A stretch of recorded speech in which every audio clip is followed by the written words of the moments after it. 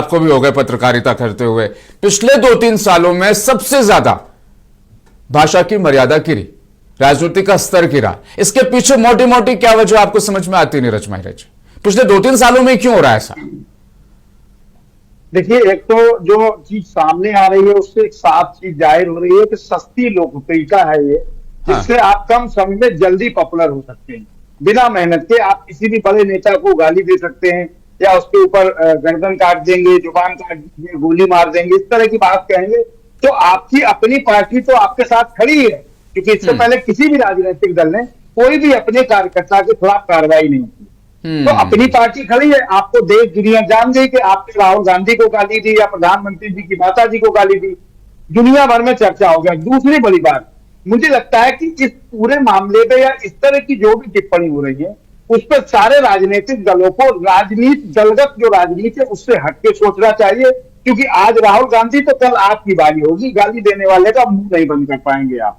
चाहे कोई हो, क्योंकि दलगत राजनीति से हटके इस पर गंभीरता से कार्रवाई होनी चाहिए और जिससे एक नजीर बने, दोबारा कोई आदमी इस तरह की गलती न कर पाए। दूसरी बड़ी बात यह है कि मुझे लगता है कि ये चीजें जो हो रही हैं, चाहे वो उत्तर प्रदेश के मुख्यमंत्री को गाली देना हो, धमकी देना हो, राहुल गांधी हो, प्रधानमंत्री, तमाम राजनीतिक दल के नेताओं को दी गई अब तक, और उस पर कोई एक्शन, कोई रिएक्शन नहीं। पहली चीज ये जानकारी होनी चाहिए, इस पर जांच होनी चाहिए कि गाली दी जा रही है या दिलाई जा रही है, दोनों में बहुत अंतर है, और उसकी जांच के बाद उनके खिलाफ कार्रवाई हो। जो सड़क से लेकर संसद तक बड़े राजनेता हो चाहे छोटे राजनेताओं का, उनका जो बातचीत का लहजा या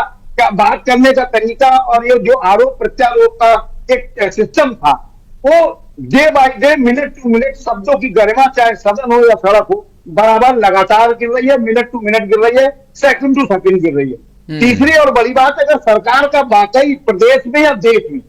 चाहे वो मध्य प्रदेश हो, राजस्थान हो, उत्तर प्रदेश हो, बिहार हो, दिल्ली हो, झारखंड हो, उड़ीसा हो, केरला हो, कर्नाटक हो, कोई भी हो, चाहे दिल्ली हो, देश हो, निश्चित रूप से वहां पे धमकी दी जा रही, लोग कुछ कर रहे हैं, लेकिन सरकार का इकबाल इससे साफ जाहिर है, न देश में है न प्रदेश में है। सरकार का इकबाल अगर बुलंद होता तो निश्चित रूप से ये किसी की हैसियत नहीं हिंदुस्तान में कि वो प्रधानमंत्री को गाली दे, किसी की हैसियत नहीं वो नेता विरोधी दल को गाली दे, किसी की हैसियत नहीं कि वो अपने स्टेट के मुख्यमंत्री को धमकी दे। तो मुझे लगता है कि सरकार को स्वीकार कर लेना चाहिए कि वो अपना इकबाल देश में बुलंद करने में नाकाम है, इसीलिए इस तरह की घटनाएं हो रही हैं। राजनेताओं का सदन में, जैसा आपने पहले कहा, तमाम लोग कविताओं और पहेलियों और तमाम तरीके शेर और शायरी की तहत आप अपनी बात कहते थे, लोगों को बुरा भी नहीं लगता था, उसका जवाब भी मिलता था। आज की तारीख में जिस तरह से सस्ती लोकप्रियता, घटती शब्दों की गरिमा लगातार सदन को भी गंदा कर रही है, और सड़क तो गंदी है ही है, सड़क पर तो गंदी हो रही है। इस तरह की चीजें मुझे लगता है राजनीति में नहीं होनी चाहिए। जी बिल्कुल।